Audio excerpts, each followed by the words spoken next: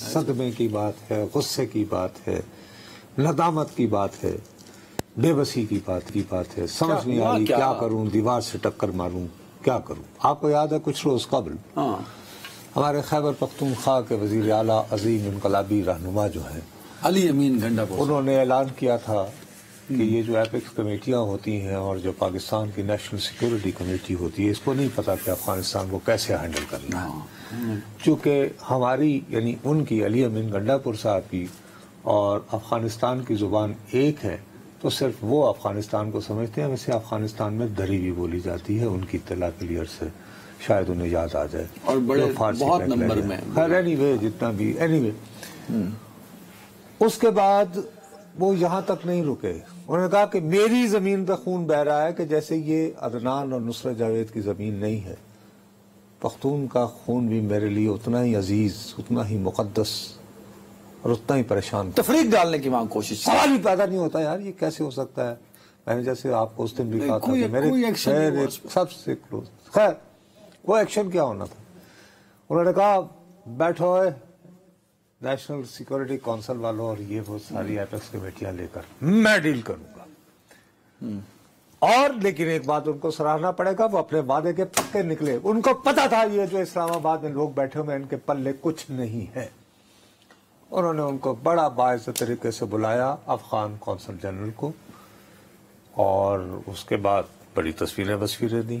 اب آج فنکشن تھا، اور فنکشن بھی کس حوالے سے تھا؟ رحمت اللہ عالمین کانفرنس، خدا کا واسطہ ہے جس میں دنیا میں رحمت بنا کر جن کو ہمارے لیے بھیجا گیا۔ وہاں پر ظاہر ہے کہ ایک سرکاری تقریب جو ہوتی ہے تو پاکستان کا قومی ترانہ بجایا جاتا ہے، تو وہی صاحب محب اللہ شاکر جن کو بلایا گیا تھا وہ پاکستانی قومی ترانے کے دوران، آپ یہ دیکھیے ایک منٹ ہے، ابھی تو سائٹ بھی چل رہے ہوں گے، یہ جو کچھ ہوا ہے اگر وہ سائٹ وہ ان کو مل گئے ہیں، چل رہے ہیں ہماری اسکرین، چل رہے ہیں۔ اب آپ اس بات کو ذہن میں رکھو تو یاد کرو جس دن علی امین گنڈا پور صاحب نے انصاف کو بہت چاؤ سے بلوایا تھا اپنے دفتر، اور جھنڈے پا کے تو ویژولز بھجوائے تھے، تو میں بد نصیب کیا رویا تھا۔ پلیز ذرا سنائے صاحب، اتنی ڈینجرس بات ہے۔ آج ملے ہیں کونسل جنرل علی امین گنڈا پور صاحب نے اپنی بات کر کے انہیں آج بلا لیا۔ اگر پاکستان میں واقعی کوئی وفاقی حکومت ہے، اور اگر پاکستان میں کوئی رٹ ہے وفاقی حکومت کی، this person should be summoned, this person, یہ جو بندہ جو ملا ہے حبیب اللہ صاحب، yes sir, and he should be declared persona non grata, اور نکالا جائے۔ He should have decline. سفارتکاری کا تقاضا ہے کہ یار یہ معاملہ چل رہا ہے۔ اب اس وقت مجھے اتنے عرصے بعد علی امین گنڈا پور کو یاد آیا مجھے انوائٹ کرنا اپنے دفتر، یار یہ تو اپنی پولیٹیکل پوائنٹ سکورنگ کر رہا ہے۔ میں نے کتنے دن پہلے قومی ترانے پہ نہ اٹھ کر انہوں نے ایک اور سفارتی خلاف ورزی، نہیں کیوں نہیں کرے گا وہ، یہ جب کہے گا کہ یار یہ جو ہیرو ہے منتخب وزیر اعلیٰ ہے، وہ یہ کہتا ہے ہماری تو زبان ایک ہے اور باقی یہ بیٹھے ہیں اسلام آباد والے، اور یہ وہ اپنی علی امین گنڈا پور صاحب میں اگر غیرت ہوتی، یہ کہتے نہیں میں تے بڑا فن خاں، ان میں غیرت ہوتی تو ان کے ساتھ بیٹھے تھے نا، اسی ٹائم کہتے oh mister get out from hair.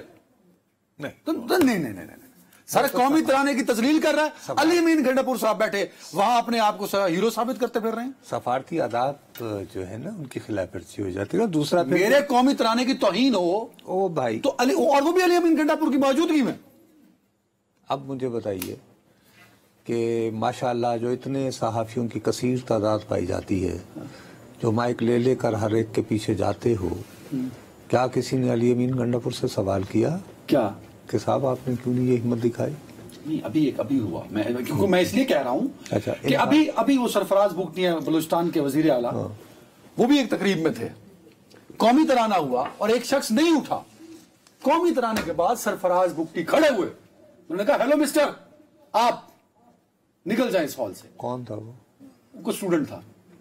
اس نے کہا کہ اگر میرے قومی ترانے کے لیے آپ نہیں کھڑے ہو سکتے یہاں تو اس تقریب میں بیٹھنے کا آپ کو حق نہیں ہے۔ اسٹوڈنٹ سے بہت زیادہ امپورٹنٹ ہے، ٹھیک ہے، بڑی اچھی بات ہے اگر بگٹی صاحب نے ایسا کیا۔ علی امین گنڈا پور بھی کرتے بھائی، علی امین گنڈا پور صاحب کیوں کرتے؟ آپ بڑا سافٹ کارنر لے کے آج اس کے میں کوئی سافٹ کارنر نہیں ہے. بڑے آپ تو انہیں کہہ رہے ہیں کہ مطلب میں سر پرسونا نان گریٹا قرار دینا علی امین گنڈا پور کی ریٹ نہیں ہے, اس کی اتھارٹی نہیں ہے. آپ زیادتی کرتے ہیں, آپ تھوڑا مارجن دیں. کس کی وزیر خزانہ خارجہ کون ہے آپ کے؟ جناب اسحاق ڈار صاحب. آپ گواہ ہیں, عینی شاہد ہیں اس بات کے کہ 2 دن اور رات وہ مصروف رہے. اچھا, کبھی وہ پاکستان کے ساتھ جو بھی ہوتا رہے ان کو کوئی اطلاع دینے والا نہیں ہے. یعنی اگر آپ نے ایک آئینی ترمیم کروانی ہے جو نہیں ہوتی, اس میں بھی اخیر تو جی ناتی توتی رہ گئی تو منہ تو مکھی پہ گئی. اور ایک فارن آفس ہوتا ہے, ایک اس کا سسٹم ہوتا ہے. سسٹم کا وزیر فارن سیکرٹری, فارن سیکرٹری وزیر خارجہ کو اعتماد ملے بغیر وزیر خارجہ کا کوئی ہم جانتے ہیں, دیکھے ہیں بہت ہم نے ہنگامے محبت کے. ایک افغان ڈیسک بھی ہوتا ہے, وہ تو ابھی بھی ہے جی, اس کا ایک ڈی جی بھی ہوتا ہے. جی جی جی جی, اور اس میں اور بھی ہوتے ہیں. یہ مت کہو کہ لائٹ ہی لیا گیا کہ جی ٹھیک ہے کر دیا علی امین گنڈا پور. آپ کو پتا ہے اس قسم کی حرکتیں کرتے رہتے ہیں. یار لیٹس سی چھوڑو بس. ابھی اس کے بعد قوم بھٹک گئی, آئینی ترمیم. نتیجہ کیا ہوا؟ یوں کر کے بیٹھے ہیں. اچھا, مجھے ایک انڈین صحافی کی کال آئی علی امین گنڈا پور کے اس واقعے کے بعد. وہ مجھے کہتا کہ یار ابھی تک آپ کی وفاقی حکومت نے اس نے ریٹ چیلنج کیا آپ کی, مطلب انڈیا کا ایک صحافی پوچھ رہا ہے کہ اس پہ رسپانس چاہیے جی.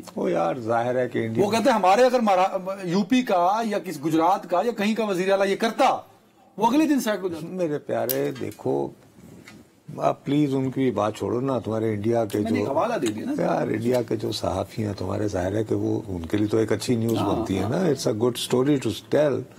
بٹ سوال یہ ہے کہ انصاف کے ٹیلی فون آنے سے کتنے دن پہلے کی یہ میری کلپ ہے یار. میں نے کہا اسحاق ڈار صاحب مصروف ہیں, وہ کس چیز میں؟ آج کیونکہ عید میلاد النبی کی چھٹی ہے تو کل فارن آفس کھلے گا. اچھا,